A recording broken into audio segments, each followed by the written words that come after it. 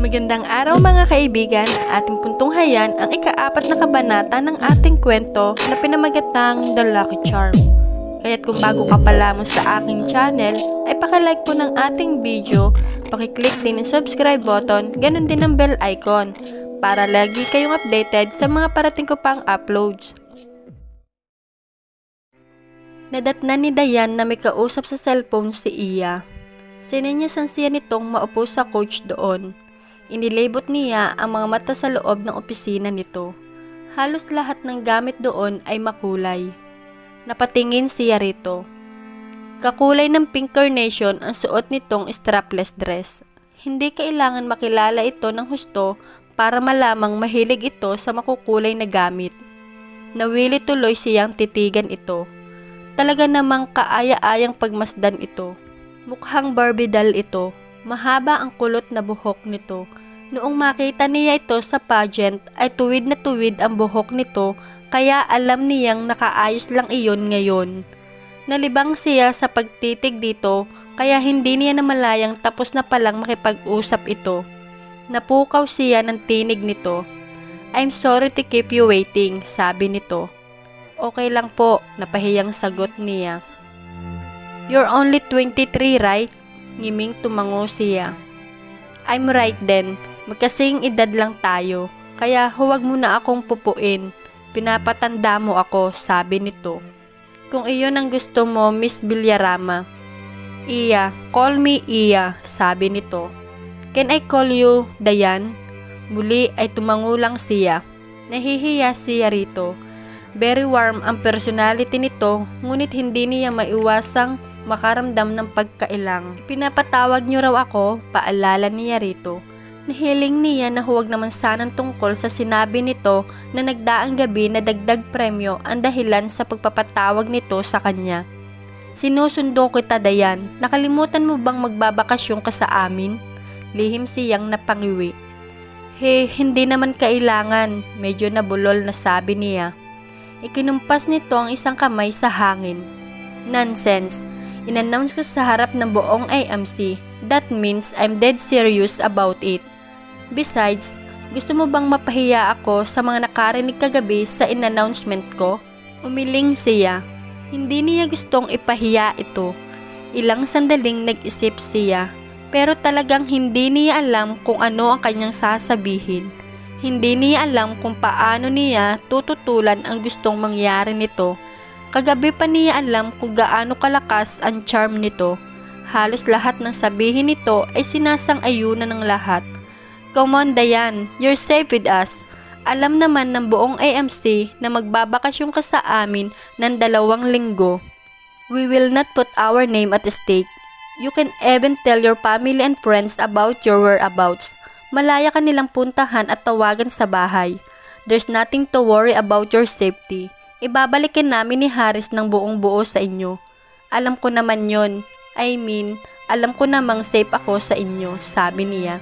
"Hindi nga lang ako sigurado kung safe ang puso ko kapag nanatili ako sa inyo." Hindi niya alam kung saan ang galing ang isiping iyon. "Then, let's go. Huwag mo nang tapusin ang ship mo. Sumabay ka na sa akin pauwi." "Pero hindi pa ako nakaka-empake ng mga gamit ko," nabiglang sabi niya. Ngumiti ito. Na-realize niyang sa sinabi niya ay pumayag na rin siya sa pangungubinsi nito. Pero alam niyang wala siyang magagawa dahil boss niya ito.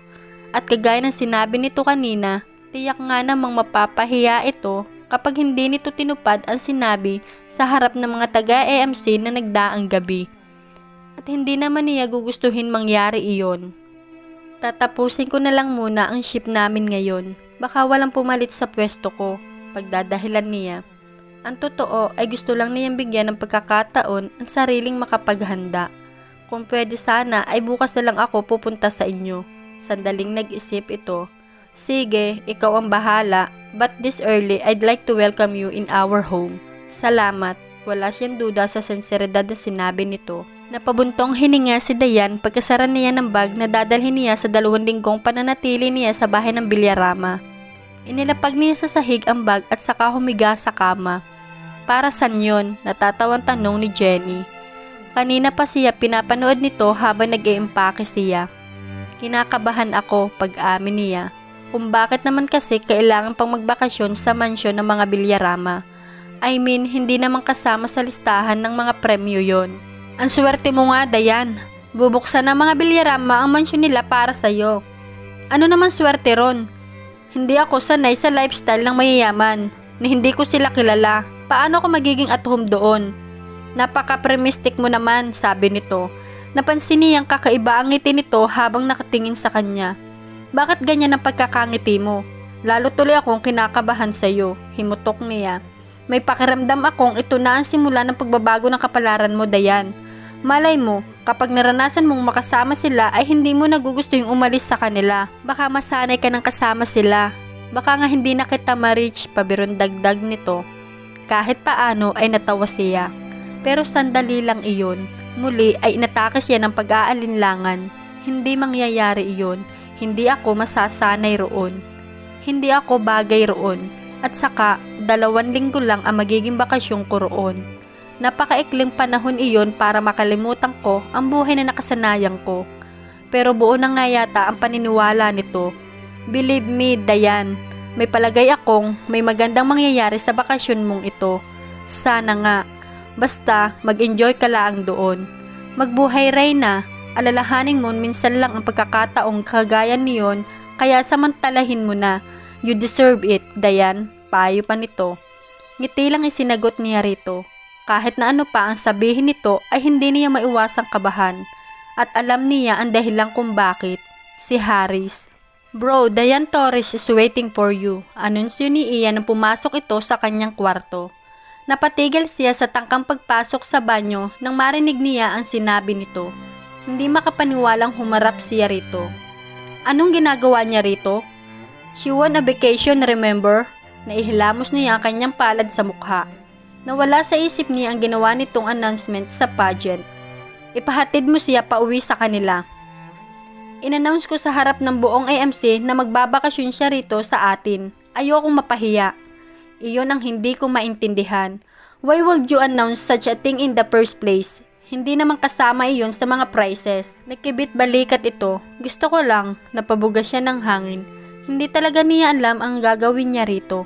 Napaka-impulsive nito sa lahat ng bagay. Minsan ay gusto niyang sisihin ang mga yumaong magulang nila sa sobrang pagpalayaw rito. Ngayon tuloy ay hindi niya alam kung paano patitinuin ito. Iya, you don't do such a drastic move for the simple reason that you just like to do it. Nayayamot na sabi niya. Hindi mo nga kilala yung tao. Why Haris? Does she like a murderer or a theft? Ilang saglit na hindi siya nakakibo. Muli ay sumingit sa isip niya ang magandang mukha ni Dayan Torres. Tumutol pati ang kaliit-liitang laman niya sa ideyang masamang tao ito. Ikaw ang bahala sa kanya. Total, ikaw naman ang nag-imbita sa kanya rito, sabi niya. May meeting siya sa kliyente nilang hapon sa araw na iyon. Oops, not that fast, big brother. Pigil nito sa kanya. Iya, may importanteng meeting ako ngayong umaga. So don't waste my time. I'm afraid you have to cancel all your appointments for the next 2 weeks. Pinigil niyang inis na gustong kumuwala. Sa mga ganoong pagkakataon, ay nahihiling niya na sana ay may isa pa silang kapatid na babae. And why would I do such a thing? Nagiging makakalimutin ka na talaga, Haris. Iyan ang napapala mo sa sobrang pagtatrabaho. May you're already having a memory cap. And to think you're only 30 years old, pumalatak na sabi nito. Iya, you will be the yan host habang nagbabakasyon siya rito. Kasama iyon sa announcement ko. Huwag mo akong isali sa kalokohan mo. Kung ganun, pareho tayo mapapahiya sa mga taga-AMC kapag hindi ikaw ang personal na nag-entertain sa Miss AMC natin habang nagbabakasyon siya rito. Nakasimangot na humalikip-kip ito. She looks like a perfect sample of spoiled, rotten brat. Honestly, the hell I care, sabi niya bagamat hindi buo ang conviction niya. Hindi niya gustong isipin na ang mga empleyado nila na wala siyang palabra de honor. But then again, she made that pronouncement. Hindi sa kanya nang galing ang probisyong iyon sa pagkapanalo ni Dayan. Dayan, it was a beautiful name. Ang sarap pakinggan at bigkasin niyon. Pinilig niya ang kanyang ulo. He really needed that shower. Kung ano na kasi ang pumapasok sa isip niya. Lock the door when you leave. Bilin niya kay Iya. By the way, while you're having that vacation, I'm going to AMC and make myself useful to the company. Payag na rin akong mag-train para magampanan ko na ang posisyon ko. Napatingin siya rito. Ngayon lang niya narinig iyon mula rito. Ilang taon na mula na magtapos ito sa kolehiyo pero hindi pa ito napapakinabangan ng kampanya. Matalino ito. Kung magseseryoso lang ito ay malaki ang tinatagong potential nito. Plus, she had charm. That was a characteristics that any aspiring businesswoman should possess. You're serious? Dead serious, sagot nito. How about that deal with the Koreans? Matagal na niyang ipinapasikaso iyon dito. Pero sa tuwi na ay laging maraming excuses ito para hindi tapusin ang pinapatrabaho niya. Laging nagbubulakbol ito sa trabaho. Isang araw lang ito kung sumulpot sa AMC. And to think na malaki ang nagastos ng kumpanya sa renovation opisina nito. Hinihintay ka ni Dayan sa Den Harris. Hindi tamang pinaghihintay ang bisita. Sabi nito sa halip na sagutin ang tanong niya. Hindi ako pwede ngayon, sabi niya. Hindi ko pwedeng i-cancel ang meeting ko sa mga Hapones. They came all the way here from their country just to talk with me. Ikaw na muna ang bahala sa kanya. Alright, I'm willing to replace you for this day. But only for this day, Big Brother, siguraduhin mo na simula bukas ay libre ka na para entertain ang Miss AMC natin. Napipilitang tumango siya. Kinakabahan si Dayan habang naghihintay siya sa sala ng mga bilyarama. Isa yata ang mansyon ng mga ito sa pinakamalaki at pinakamaganda sa exclusive village na iyon. Sa labas at loob ay simbolo ng mansyong iyon ng di matatawarang kayamanan ng mga nakatira doon. Halatang mamahalin ang bawat kagamitan doon. Natawag ang pansin niya ng isang malaking larawan. Painting iyon ng pamilyang nakatira doon. Nakilala niya sina Iya at Haris. Madali nang hulaan ang mag-asawang kasama ng mga ito ay ang mga magulang ng mga ito. That's our last family painting. Napalingon siya kay Iya. Sorry, na-curious kasi akong tingnan ang painting. Paghingi niya ng dispensa. No need to say sorry, nakadisplay iyan diyan for everyone to see. Nakangiting sabi nito. Nahawa na rin siya sa ngiti nito. Palihim na inanap niya ang kapatid nito. Ang sabi nito kanina ay tatawagin daw nito si Haris sa kwarto nito. Hindi niya alam kung saan nanggaling ang tila panghihinayang na nadama niya dahil hindi nito kasama si Haris nang bumaba ito. Waring nahulaan nito ang laman ng isip niya. I'm really sorry for the inconvenience, pero hindi pa magagampanan ni Haris ang role niya bilang host mo ngayon. May importanteng meeting siya. O okay lang yon, sabi niya. Ganoon ba siya ka-transparent na nahulaan nito ang iniisip niya? Nakakahiya ka, Dayan. Don't worry, it's only for today. Bukas isiguradong siya na mag-i-entertain sa iyo. Hindi naman kailangan. Alam kong sobrang busy siya sa trabaho. Malaking abala nga sa inyo ang pagtigil ko rito. Nonsense, huwag mo isiping abala ka. Kinumpas nito ang isang kamay sa ere. Can I tell you a secret? Tumango siya. Isa sa mga dahilan kung bakit ginawa ko ang announcement na iyon sa pageant ay dahil kay Haris. Paliwanag nito. Why? He's working himself to death. Masyadong workaholic ang isang yon kaya nagkakaroon na ng memory gap. Would you believe he's been working for that company while he was still in college? He even took a semestral abroad just to make sure he equipped to man our father's empire. Tapos, pinahmalaan niya pagkatapos niyang makagraduate ni hindi man lang siya nagbabakasyon. Such a boring life. Napangiti siya sa paraan ng pagsasalita nito na para bang napakalaki ng nawala sa kapatid nito para sa kumpanya. Sa pagkakaalam niya ay ang pamilya ng mga ito ang may-ari ng IMC. Kaya natural lang na ganoon na lamang ang pagmamalasakit at dedikasyon ng kapatid nito roon. Siyempre, hindi niya masasabi iyon dito. Gusto kong magbakasyon siya, sabi nito. Tinitigan siya nito. Gusto kong magbakasyon siya kasama mo. Gusto niyang itanong dito kung bakit siya napiling makasama ng kapatid nito sa pagbabakasyon. Pero agad niya pinigil ang sarili. Hindi naman talaga siya personal na pinili nito. Nagkataon lang na siya ang nanalong Miss AMC. At hindi lang naman ito ang judge noong gabing manalo siya. Nagkataon lang ang lahat. Gusto lang siguro nitong magbakasyon at makapagpahinga ang kapatid nito. In the meantime, let us enjoy your first vacation day. Sa pagkagulat niya, itinanggal nito sa pagkakapusod ang kanyang buhok. Alam ko kung saan una kitang dadalhin. I'm sure you're going to enjoy my company. Kinuha nito ang isang maliit na bell at pinatunog iyon. Nang may sumulpot na isang katulong na mula sa kung saang bahagi ng mansyon. Pakidala sa guest room sa tabi ng kwarto ng senyorito mo ang gamit ni Senyorita Dayan ninyo. Utos nito sa katulong. Walang salitang tumango ang katulong. Bahagyang yumukod ito at muling nawala sa paningin niya. Senyorita Dayan, gusto niyang kilabutan sa sinabing iyon ni Iya. Let's go. Hinawakan nito ang kanyang kamay at iginiya siya palabas ng bahay. Para siyang isang dahon na sumusunod sa hangin. Hindi niya alam kung ano naghihintay sa kanya sa loob ng 2 linggong bakasyon niya sa magarang tahanan ng mga bilyarama. Sana lang ay kagaya rin ito ng kapatid nitong si Haris. Sumingit sa alaala niya ang nangyari sa eskwelahan mahigit 1 taon na ang nakakaraan. Ni hindi sila magkakilala ni Haris Villarama pero binayaran nito ang balanse ng tuition fee niya para makakuha siya ng exam. Hindi ba at patunay iyon na gaya ni Iya ay mabuti rin ang kalooban nito? Pero mahigit 1 taon na ang lumipas. Maraming pwedeng magbago sa loob ng mga panahong iyon.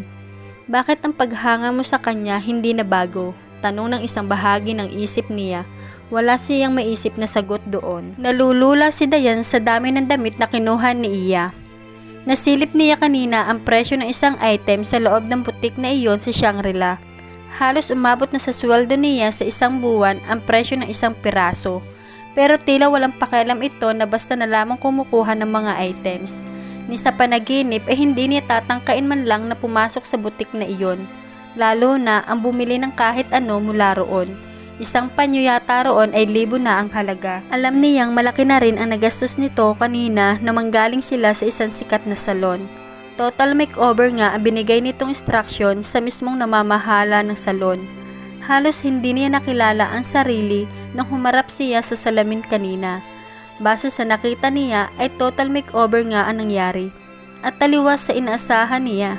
Nagustuhan niya ang bagong gupit niya at nagustuhan na rin niya ang pagkaka-makeup sa kanya. Kahit paano, pakiramdam niya ay nabawasan ang kanyang pagiging mukhang alalay nito. Baka masanay ka sa buhay mo roon. Parang nag-echo sa pandinig niya ang sinabing iyon ni Jenny.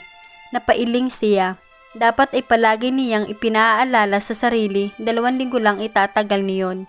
Dayan, isukat mo nga ito. Medyo duda ako sa size. Inabot nito sa kanya isang light blue tube dress. Alanganing inabot niya iyon. Hindi niya kayang isuot iyon. Hindi siya sanay. Pero hindi niya sinabi iyon dito. Tutal, ang sabi naman nito ay isukat lang niya yon. Napangiti siya nang makita ang sariling refleksyon sa full-length mirror sa loob ng dressing room. Aminado siyang nagustuhan niya ang Dayan na nakikita niya sa salamin. Babaeng babae ang dating niya. Hindi naman masagwan tingnan iyon. Bahagya lang nakalitaw ang cleavage niya at lampas tuhod ang haba niyon. Tapos ka na Dayan? Can I see it? Narinig niyang tanong ni Iya mula sa labas ng dressing room. Hindi niya inaasahan iyon. Ang plano niya ay hubarin ang bestida at sabihing masikip iyon para sa kanya. Sige, napipilitang sagot niya. I knew it. Would you look perfect on you? Nakingiting sabi nito habang pinagmamasdan siya. Tinawag nito ang sales attendant na nakaantabay sa kanila. Please assist her. Pakikuha ng size na kapareho ng isinukat niya. Make sure na tanggal na ang lahat ng tag price. Pagbibigay nito ng instruction sa sales attendant. Yes, Miss Villarama, sagot nito. Narealize niyang madalas mamili si Iya sa butik na iyon. Dahil kilala na ito ng mga sales attendants doon. Iya, hindi ko kaya magsuot ng ganito, sabi niya. Totoong nagustuhan niya ang naging hitsura niya sa bestidang iyon. Pero ang ideyang lalabas siya ng dressing room na iyon ang suot ay hindi niya kaya. Baka magmukha siyang trying hard na maging sosyal. Nonsense, muli ikinampas ni Iya ang isang kamay sa hangin. Napapansin niyang habit nito iyon. Favorite expression din yata nito ang salitang nonsense. Dahil ilang beses na niyang naririnig iyon mula rito. Nasisiguro akong hindi ka makikilala ni Haris kapag nakita ka niya sa dinner date ninyo mamaya. At dito na po nagtatapos ang ika-4 ng kabanata ng ating kwento. Samahan niyo po ako sa mga susunod pang kabanata. Maraming salamat po.